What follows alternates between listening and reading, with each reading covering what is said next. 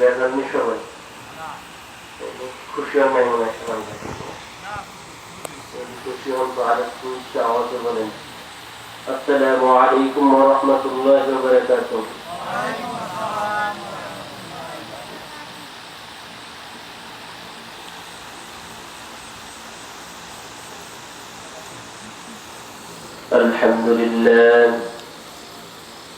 الحمد لله الأكرم الذي خلق الإنسان وكرمه وعلمه من البيان ما لم يعلم فسبحان الذي لا يحصى امتنانه باللسان ولا بالقلم ونشهد أن لا إله إلا الله وحده لا شريك له ونشهد أن سيدنا ومولانا محمدا عبده ورسوله صلى الله عليه وسلم. وقال الله تعالى في كلامه المجيد هو الفرقان الحكيم. يا أيها الذين آمنوا اذكروا الله ذكرا كثيرا وسبحوه بكرة وأصيلا. يا أيها الذين آمنوا صلوا عليه وسلموا تسليما.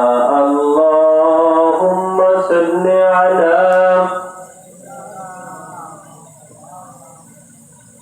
صلى الله عليه وعلى آله وأصحابه وبارك وسلم. اللهم صل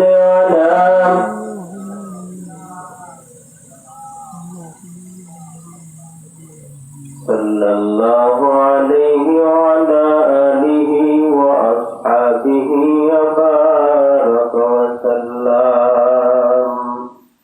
আলহামদুলিল্লাহ, লক্ষ কোটি শুকরিয়া আদায় করব ওই মহান রবের দরবারে যে মহান আল্লাহ রাব্বুল আলামিন আপনাকে আমাকে কুরআন হাদিসের মজলিসে বেহেশতের বাগানের ভিতরে আসা এবং বসার মতো তাওফীক দান করলেন। এজন্য ওই রবের দরবারে উচ্চ স্বরে একবার শুকরিয়া আদায় করে বলি আলহামদুলিল্লাহ। আল্লাহ রাব্বুল আলামিন কুরআনুল কারীমের মধ্যে বলেন লা ইন শাকারতুম লা আযীদান্নাকুম ওয়া লা ইন কাফারতুম ইন্না আযাবি লাশাদীদ। আমি আল্লাহ রাব্বুল আলামিন অসংখ্য নেয়ামত দান করছি, তোমরা নেয়ামত পাওয়ার পরে যদি শুকরিয়া আদায় করো আমি আল্লাহ নেয়ামত আরো বাড়ায় দেব। যদি নেয়ামত পাওয়ার পরে শুকরিয়া আদায় না করো আমি আল্লাহ নেয়ামত ছিনিয়ে নেব। শুধু ছিনিয়েই নেব না, বরং শক্ত আযাবের ব্যবস্থা আমি আল্লাহ করে রাখছি। অনেক মানুষ বর্তমান সময় দুনিয়াবি কাজ করার মধ্যে লিপ্ত, অনেকে গুনাহের মধ্যে লিপ্ত, কিন্তু আল্লাহ রাব্বুল আলামিন আমাদেরকে দুনিয়াবি কাজ করার মাঝে না রাখা কোরআনের মজলিসে আনছেন, বসাইছেন। এটা কি আল্লাহ রাব্বুল আলামিনের একটা বড় নেয়ামত না? তো আল্লাহ রাব্বুল আলামিনের আমরা বড় একটা নেয়ামত দিল না আল্লাহ আমাদেরকে? তো নেয়ামত পাওয়ার পরে যদি আমরা গাফিলতি করি, শুকরিয়া আদায় না করি, তো আল্লাহ তো কিনে আনেন। তাদেরকে যেভাবে দুনিয়াবি কাজের মধ্যে রাখছেন আমাদেরকেও তো বড় রাখতে পারেন না, কিন্তু আল্লাহ আমাদেরকে রাখে নাই। এই জন্য হাদিসের মধ্যে পয়গম্বর আলাইহিস সালাতু ওয়াস সালাম বলছেন যে যেইটা কোরআনের মজলিস ওইটা আমার রবের মজলিস। মাজালিসুল কুরআন মাজালিসুল্লাহ, কোরআনের মজলিস তো আল্লাহর মজলিস।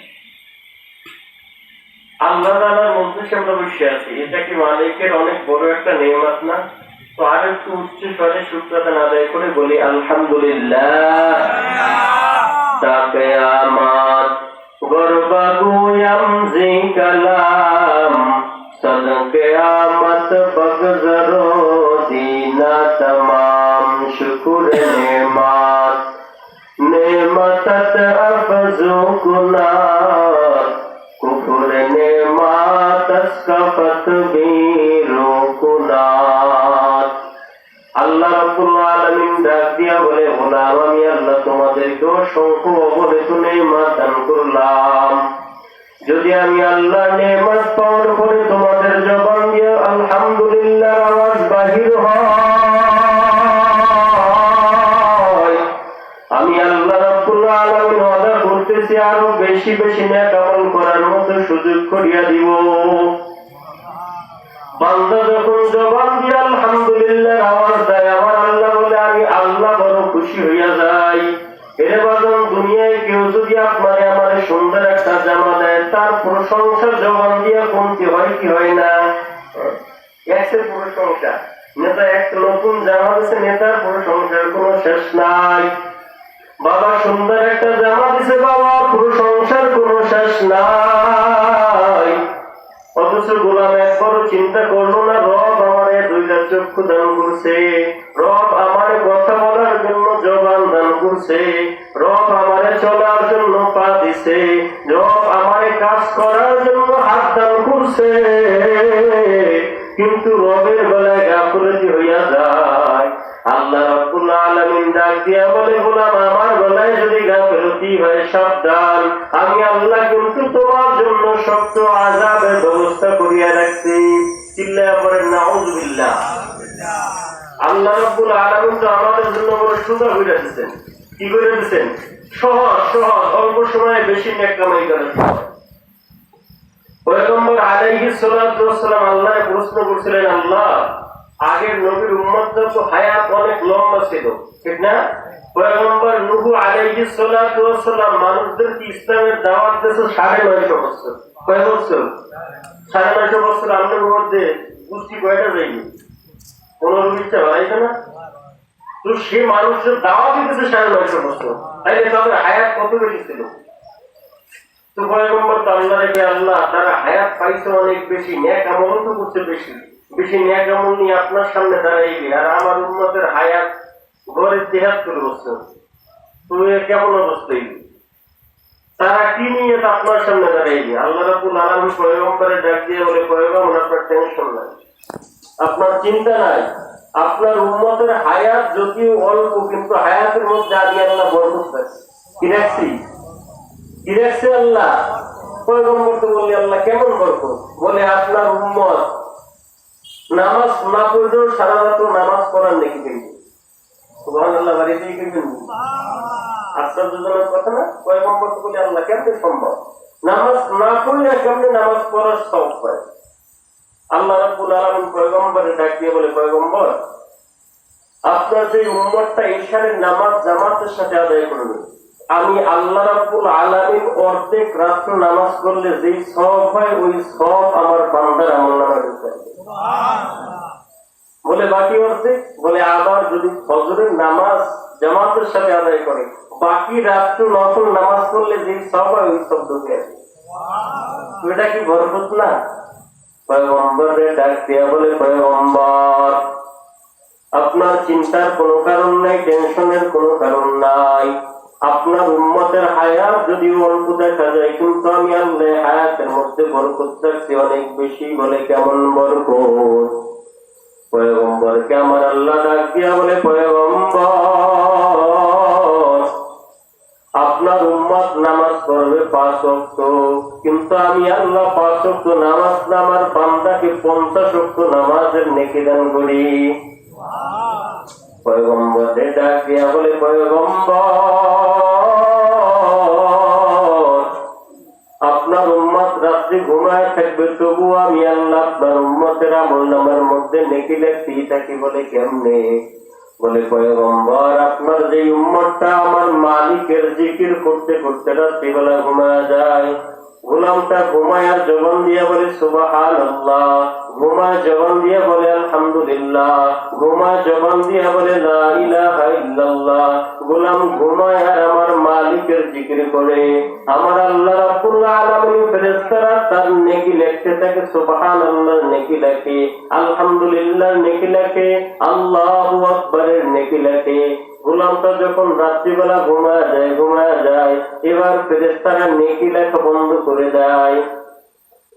আল্লাহ রাব্বুল আলামিন ফেরেশতাদেরকে ডাক দিয়া বলে, ফেরেশতা কেন আমার বান্দার নেকি লেখা বন্ধ করে দিলা? ফেরেশতা ডাক দিয়া বলে, আল্লাহ আপনার গোলাম তো আর এখন আপনার নামের জিকির করে না, আপনার নামের তাসবিহ তাহলিল পাঠ করে না, কেমনে নেকি লিখবো? আমার আল্লাহ ডাক দিয়া বলে, ফেরেশতা গোলামের চোখের মধ্যে ঘুম দেছে কে? ঘুম দেয় কে? ফেরেশতারে ডাক দিয়া বলে, ফেরেশতা তোরা কি ঘুমাইতে পারো? বলে না আল্লাহ, আপনি আমাদের চোখে ঘুম দেন নাই। বলে আমি তোদের চোখে ঘুম দেই নাই, আমার বান্দার চোখে ঘুম দিছি। আমি যদি বান্দারে ঘুম না দিতাম, বান্দা সারা রাত্রে ঘুমাইতো না, আমি মালিকের জিকির করতো। ঘুম যেহেতু আমি আল্লাহ দিছি, গোলাম জিকির করতে করতে ঘুমায় গেছে। ওরা আমল নামার মধ্যে জিকির নেক লেখতেই থাকো, লেখতেই থাকো, লেখতেই থাকো। এ মুসলমান, এত সুন্দর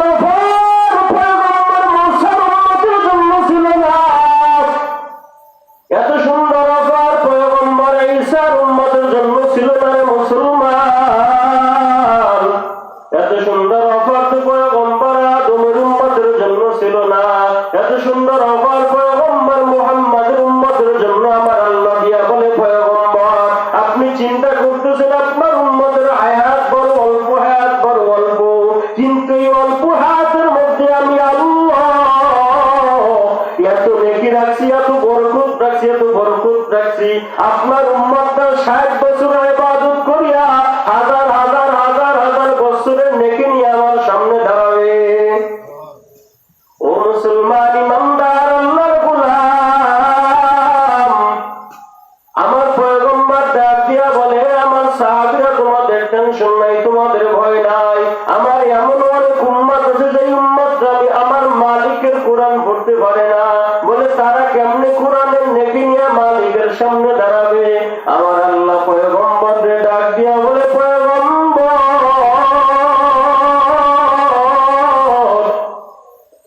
আর কিয়ামতের ময়দানে আপনার উম্মতরা কোরআনের তিলাওয়াতের নেকি নিয়ে উঠতে পারবেন, আপনি চিন্তা করিয়েন না। আমি আল্লাহ রাব্বুল আলামিন কুরআনুল কারীমের মধ্যে বড় ছোট্ট একটা সূরা রাখছি, বড় ছোট্ট সূরা। আপনার যে উম্মতটা সূরাটা পাঠ করবে, আমি আল্লাহ তার আমলনামার মধ্যে 10 পারা কোরআনের নেকি ঢুকায়া দেই। বলে আপনার যে উম্মত একবার বলবে কুল হুয়াল্লাহু আহাদ, আল্লাহুস সামাদ, লাম ইয়ালিদ ওয়া লাম ইউলাদ ওয়া লাম ইয়াকুল লাহু কুফুয়ান আহাদ, একবার পাঠ করলে আমি আল্লাহ 10 পারা কোরআনের নেকি ঢুকায়া দেই। দুইবার পাঠ করলে আমি আল্লাহ 20 পারা কোরআনের নেকি ঢুকায়া দেই। তিনবার পাঠ করলে আমি আল্লাহ 30 পারা কোরআনের নেকি ঢুকায়া দেই। এত সুন্দর অফার তো পয়গম্বর মূসার উম্মতের জন্য ছিল না। এত সুন্দর অফার তো অন্য কোন নবী উম্মতের জন্য ছিল না। আমার আল্লাহ আমাদেরকে মহব্বত করিয়া ভালোবাসিয়া এত সুন্দর অফার দিছে। টেনশন নাই, টেনশন নাই, চিন্তা নাই। যদিও আমাদের হায়াতটা বড় অল্প দেখা যায়, কিন্তু হায়াতের মধ্যে বরকত রাখছেন কে? ও মুসলমান ইমানদার, আল্লাহর গোলাম পয়গম্বর আমার আল্লাহরে ডাক দিয়া বলে, আল্লাহ এমন আমার অনেক উম্মত আছে যারা আপনার ঘর ধরিয়া লাব্বাইক আল্লাহুম্মা লাব্বাইক বলতে পারবে না, যারা হজ করতে পারবে না, অনেক উম্মত আছে যাকাত দিতে পারবে না। তাদের জন্য কি কোনো অফার নাই? পয়গম্বরকে সান্ত্বনা দিয়া বলে, পয়গম্বর আপনার টেনশন নাই। আপনার যেই উম্মতটা জুমার নামাজ আদায় করবে, আমি আল্লাহ রাব্বুল আলামিন প্রত্যেক সপ্তাহে এক একদিন জুমার নামাজের উসিলায় আপনার ওই বান্দার আমল নামার মধ্যে, আপনার ওই বান্দাটার, আপনার ওই উম্মতটার আমল নামার মধ্যে একটা কবুলাতি হজ এবং একটা কবুলাতি উমরার নেকি আমল নামায় ঢুকায়া দেয়। বলে পয়গম্বর আপনার চিন্তা নাই, আপনার চিন্তা নাই। অনেক অনেক আমার বান্দিরা অনেক এমন আছে যারা মসজিদে যাইতে পারে না, মেয়েরা মসজিদে যেতে পারে, তাইলে তারা কি নেকি ঢুকাইতে পারবে না? কবুলতি হবে, তাদের জন্য অফার নাই? বলে হ্যাঁ তাদের জন্য আছে। বলে তাদের জন্য কি অফার, কেমন নেকি? বলে কোন মানুষ যদি তার মায়ের দিকে বড় মায়ার নজর দিয়া, কোন বাবার দিকে বড় মায়ার নজর দিয়ে একটাবার তাকায়, আমার আল্লাহ রাব্বুল আলামিন এক একবার তাকানোর ফলে এক একটা কবুলাতির হজের সব আমল নামায় ঢুকা দেয়। সাহাবায়ে কেরামরা ডাক দিয়া বলি, ইয়া রাসূলুল্লাহ, ইয়া হাবিবাল্লাহ, আমি যদি 100 বার তাকাই। তারা তো বড় চালাক ছিল, তাদের ধান্দাই ছিল কেমনে নাকি বেশি কামাই করা যায়, আর আমাদের ধান্দা কেমনে গুনাহ একটু বাড়ানো যায়, ঠিক না? তাদের চিন্তাধারা এই ব্যতিক্রম ছিল। বলে আমি যদি 100 বার তাকাই, পয়গম্বর বলে 100টা কবুলতে হজের সব আমল নামায় ঢুকবে। তো যদিও আমাদের হায়াতটা বড় অল্প, হায়াতটা বড় অল্প, কিন্তু এই অল্প হায়াতের মধ্যে বরকত ঢুকা দিছে কে? পয়গম্বর হাদিসের মধ্যে ডাক দিয়া বলে, উম্মতরা তোমাদের হায়াতের মধ্যে বরকত এতটুকু শুনিয়ে আশ্চর্য হয়ে গেছো? না না, আরো আছে, আরো আছে। বলে আরো কি আছে? পয়গম্বর ডাক দিয়া বলে, আমার সাহাবীর দল, আমার কোন উম্মত শুক্রবার দিন জুমার নামাজ আদায়ের উদ্দেশ্যে আজানের সাথে সাথে সমস্ত দুনিয়াবি কাজ বন্ধ করিয়া রাস্তার ডান পাশ দিয়া সুন্দর পোশাক লাগায়া গায়ের মধ্যে সাধ্য অনুযায়ী হালাল সুগন্ধি লাগাইয়া মসজিদে আগে ভাগে যায় ইমাম সাহেবের কথাগুলো মনোযোগ সহকারে শ্রবণ করে কোন দুনিয়াবি কথা না বলিয়া বা নামাজ পড়িয়া রাস্তার ডান পাশ দিয়া বাসায় যায়। পয়গম্বর ডাক দিয়া বলে, আমার এই উম্মতটার এক একটা কদমের বিনিময়ে, এক একটা কদমের বিনিময়ে 1 বছর নফল নামাজের সওয়াব আমল নামায় ঢুকায়। ও মুসলমান ইমানদার আল্লাহর গোলাম, একটু চিন্তা করিয়া দেখেন আমার আল্লাহ কত পদমকে পদমকে আমাদের জন্য নেকি রাখছে, আমার আল্লাহ কত সুযোগ আমাদের জন্য করিয়া দিছে, তবুও কেন গাফেলতি করেন, তবুও কেন গাফেলতি করেন? পয়গম্বর আলাইহিস সালাতু ওয়াস সালাম ডাক দিয়া বলে, আমার সাহাবীর দল, তোমরা টাকা পয়সা ইনকাম করো, বাসায় পরিবারের জন্য টাকা খরচ করো, তোমার টাকা তোমার বাবার পিছনে ব্যয় করো, তোমার টাকা তোমার মায়ের পিছনে ব্যয় করো, তোমার টাকা তোমার বিবির পিছনে ব্যয় করো, তোমার টাকা তোমার সন্তানের পিছনে ব্যয় করো, তোমার টাকা তোমার বোনের পিছনে ব্যয় করো, তোমার টাকা তোমার ভাইয়ের পিছনে ব্যয় করো। যতগুলো টাকা ব্যয় করো, আমার আল্লাহ প্রত্যেকটা টাকা তার রাস্তায় সদকা দিলে যেই সওয়াব হয়, ওই পরিমাণে সওয়াব তোমার আমলনামার মধ্যে ঢোকায়। বলে আমার উম্মত শুধু তাই না, শুধু তাই না, কোন মহিলা কোন মেয়ে যদি তার স্বামীর মুখের মধ্যে বড় মহব্বতের সাথে ভালোবাসার সাথে 1 লোকমা খাবার মুখের মধ্যে ঢুকা দেয়, পয়গম্বরের হাদিস সাক্ষ্য দেয়া বলে, ওই 1 লোকমা মালিকের রাস্তায় সদকা করিয়া দিলে যেই সওয়াব হয়, আমার আল্লাহ রাব্বুল আলামিন ওই পরিমাণে সওয়াব আমলনামার মধ্যে ঢুকায়। ও মুসলমান ইমানদার আল্লাহর গোলাম, আল্লাহ রাব্বুল আলামিন এভাবে অসংখ্য অগণিত নেয়ামত আমাদের জন্য রাখছে। আল্লাহ অসংখ্য রাস্তা রাখিয়া দিয়েছে অল্পতে বেশি সম্পদ কামাই করার সময়। পয়গম্বরের হাদিস ডাক দিয়া বলে, উম্মতের দল, ওয়াজ মাহফিলের মজলিসে গেছো, একজন আলেমের জবান দিয়ে একটা মাসালা শুনছো, 50 বছর নফল নামাজ পড়লে যে সওয়াব হয়, একটা মাসআলা শোনার ফলে আমার আল্লাহ 50 বছর নফল নামাজের সওয়াব আমলনামায় ঢুকায়। এত সুন্দর অফার তো অন্য কোন নবীর উম্মতের জন্য ছিল না রে বাবা। এত সুন্দর অফার পেয়েও গাফিলতি করেন যে আমার দুনিয়াদার পাগল বাবা। না, নিজের মনটারে বুঝান, নিজেকে নিজে বুঝান, নিজেকে নিজে বুঝান। কত সুন্দর অফার আল্লাহ আমাদের জন্য রাখছে। বলে তুমি তোমার বাড়ির পাশের কোন ভাইকে 2000 টাকা ধার দিলা, তোমার ভাই বললো 1 সপ্তাহ পরে তোমার 2000 টাকা দিয়া দেব। ওই 1 সপ্তাহের প্রত্যেকটা দিন, যেই দিন টাকা দিছো তার পরের দিন থেকে প্রত্যেক দিন 2000 টাকা মালিকের রাস্তায় দান করিয়া দিলে যেই সওয়াব হয়, ধার দেওয়ার ফলে আল্লাহ ওই পরিমাণের সওয়াব আমলনামার মধ্যে ঢুকায়। বলে শুধু তাই না, 1 সপ্তাহ পার হয়ে গেছে। কি হয়ে গেছে? 1 সপ্তাহ পার, কিন্তু দিতে পারে না। গেছেন ভাই কই? আমি তো 2000 টাকা দিলাম আপনার গত সপ্তাহে, বললেন আজকে দিয়ে দেবেন, দিতে বললেন না। ভাই আজকে তো ব্যবস্থা করতে পারি নাই, আর 2 দিন পর দেবো। বলে কি বলে না? পয়গম্বরের হাদিস বলে যে বাকি 2 দিন মালিকের রাস্তায় ডাবল 4000 টাকা দান করলে যেই সব ওই পরিমাণে সব আল্লাহ ঢুকায় দেয়।